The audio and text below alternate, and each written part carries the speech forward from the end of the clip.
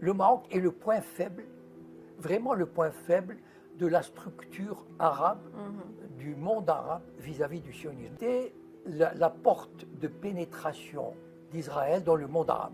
C'est-à-dire que le Maroc a servi de tremplin, d'exemple, pour permettre une légitimation d'Israël dans le monde arabe. Hassan II a compris que de toutes les façons, son intérêt, c'est de s'allier avec le Mossad, secrètement, bien sûr. Le Maroc a une histoire vieille avec le Mossad. Voilà.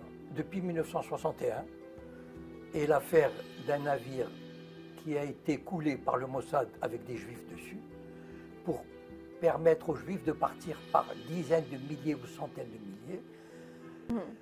Maintenant, dans les années 80, le Mossad a envoyé un homme d'affaires, enfin, un ancien banquier qui s'appelle André Azoulay, qui était un dirigeant bancaire international, mondial, qui est né au Maroc mais qui a fait toute sa carrière en France.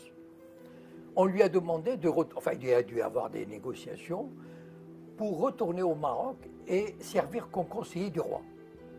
Et en 86, il a réussi à faire venir Shimon Peres et Yitzhak Rabin au Maroc de façon officielle. Maintenant, les sionistes voulaient aller plus loin. C'est-à-dire, en 2012, ils ont créé ce qu'on appelle le projet Aladdin. C'est quoi le projet Aladdin? Lancé par André Azoulay. Le projet Aladdin, en 2012, c'est de faire rentrer la Shoah dans le monde arabe. C'est-à-dire de rendre la Shoah, sensibiliser les populations arabes et maghrébines à la tragédie de la Shoah. Maintenant, évidemment, le projet Aladdin, on a demandé au roi Mohamed VI de faire une déclaration. Donc il a fait une belle déclaration pour le projet Aladdin. Et il a commencé à travailler, mais uniquement au Maroc. Parce qu'aucun autre pays n'aurait permis ce genre de choses. Aucun. Même, je veux dire, même l'Égypte qui travaille, c'était vraiment impossible. Donc, quand on veut introduire la Shoah au sein du monde arabe, on s'adresse au Maroc, parce que le Maroc ne peut pas refuser ça. Et donc, petit à petit, on a fait en sorte qu'il y ait une journée de la Shoah, par exemple, à l'université d'Ifrane, qui est une exposition de photos à Marrakech, il y a 1 an ou 2. Donc, rendre la Shoah quelque chose de, comment dire, qui existe au Maroc. Ça veut dire faire toucher du doigt la tragédie de la Shoah. Et maintenant, on voulait aller plus loin avec Marrakech. C'est une ONG allemande qui probablement a des intérêts avec les sionistes, enfin bon, qui a construit un début de mémorial du côté de Marrakech. Mais il y a eu une telle levée de boucliers, une telle résistance, que les autorités ont vite effacé parce que les autorités savent que le peuple marocain, il est anti-israélien. Et ça, les autorités ont eu peur quand même. C'est-à-dire des réactions et tout. Donc, ils ont préféré détruire les 2 baraques et on dit qu'il n'y avait pas d'autorisation. Bon. Le problème, c'est quoi avec l'autorité palestinienne? Depuis le début, c'est-à-dire depuis Arafat, les sionistes ont joué très très finement, très intelligemment.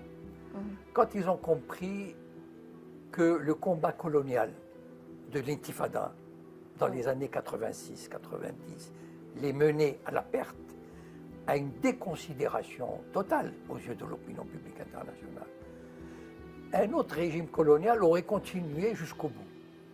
Les Israéliens ont compris qu'ils ne pouvaient pas aller jusqu'au bout. Donc, au lieu de négocier avec les dirigeants locaux de l'intifada, les Barghoutis, etc., parce qu'ils savaient que les Barghoutis ne feraient aucun cadeau israélien. Vous voulez la paix? On veut un État.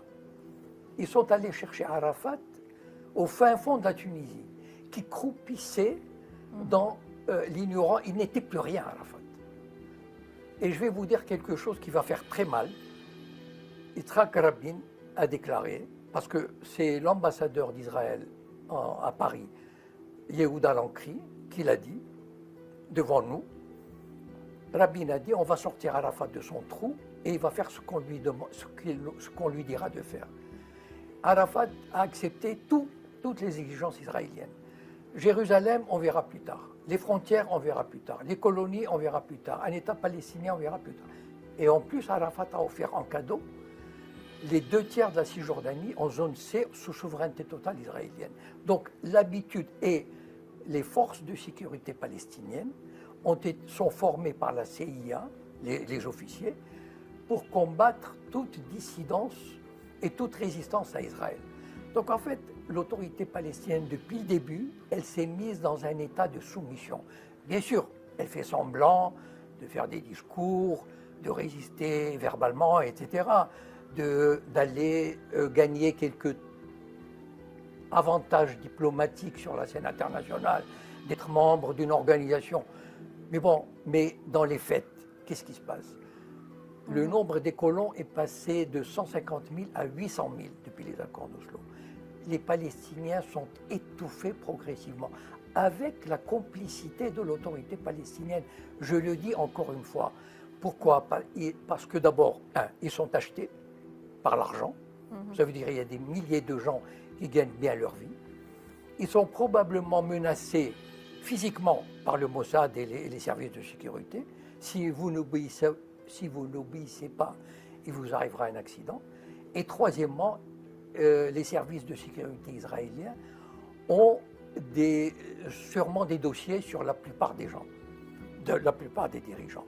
Le peuple palestinien s'était exprimé démocratiquement en 2006. Il a voté pour le Hamas. Donc il a exprimé sa volonté de se débarrasser de l'autorité palestinienne du Fatah. Il y avait des élections libres et démocratiques. Qui soutient aujourd'hui, qui légitime la présence de Mahmoud Abbas à la tête de l'autorité palestinienne? Israël, même si ça fait mal de le dire, c'est Israël et l'Amérique qui disent Mahmoud Abbas est votre président. Voilà.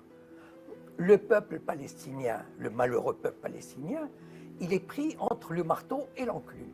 Il a 2 ennemis, le peuple palestinien. Le peuple qui vit en Palestine, à Ramallah, à Naplouse, etc. Il subit l'oppression des colons et de l'armée sioniste, et il subit l'oppression des services de sécurité palestiniens qui se comportent comme les agents du Shin Bet. Je suis convaincu, l'idéologie sioniste ne peut pas vivre en paix. Il faut partir du principe que cette idéologie-là, cette société-là, on ne peut pas imaginer qu'un jour, ils vivent en paix. Pourquoi? Parce que la société israélienne éclaterait en guerre civile. On n'imagine pas les tensions internes qu'il y a en Israël. Les religieux, les laïcs, les séfarades, etc. La grande terreur des sionistes, c'est que les Arabes et les Juifs se mélangent. Vous savez, c'est-à-dire que si Israël est devenu très fort, c'est que les Arabes sont devenus très faibles. Et il n'y a pas de mesure. Comment expliquer ça? C'est que, d'abord, il y a eu la destruction de pays comme l'Irak, la Libye. C'est un signe qu'on a envoyé aux Arabes, aux dirigeants arabes. On leur a dit, voilà, si vous voulez faire une politique nationaliste, indépendante, d'instruction, de liberté pour les femmes, d'administration du pays, etc., si vous refusez la tutelle de vous soumettre à l'Occident, voilà ce qui va vous arriver. Et vous savez, les prétextes, on peut toujours trouver un prétexte pour détruire un pays. Il n'y a pas de problème. Voilà. Donc, on a envoyé des messages à des pays. Il y a des pays comme le Maroc et l'Algérie, par exemple, on les menace avec le séparatisme. Ça veut dire qu'il y a le Mossad qui travaille dans les zones berbères, etc. Il y a l'Égypte qui est menacée d'asphyxie si elle ne collabore pas. Il y a toutes sortes d'actions qui sont menées, qui sont, par exemple, les monarchies du Golfe, on peut leur dire, écoutez, si vous ne collaborez pas avec Israël, ben on va vous envoyer Daesh. Vous tenez à votre trône, vous tenez à vos privilèges, vous tenez aux richesses accumulées à New York, à Genève, à Paris. Collaborez. Sinon, on vous confisque vos biens et on vous envoie Daesh. Je pense que c'est, à moins d'un bouleversement du cœur de la Palestine, je pense que c'est une tendance qui ira en s'affermissant, c'est-à-dire une soumission.